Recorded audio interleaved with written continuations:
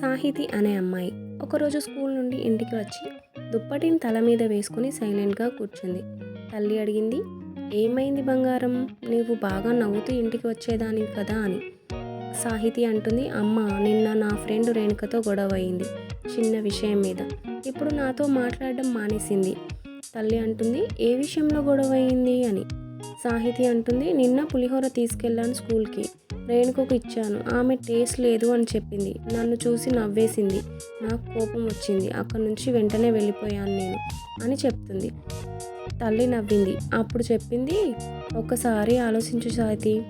ఒక్కరోజు పులిహోర రుచికరంగా ఉండకపోవచ్చు, కానీ మన బంధం తప్పకుండా రుచిగా ఉండాలి కదా అని.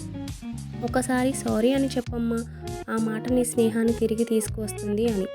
సాహితి తల్లి మాట విన్నాక వెంటనే ఫోన్ తీసుకుంది. ఒక చిన్న మెసేజ్ పంపింది, sorry Renuka, I miss you అని. 5 నిమిషాల్లో కాల్ వచ్చింది. రేణుక నవ్వుతూ మాట్లాడింది. వాళ్ళ స్నేహం మళ్ళీ మొదలైంది.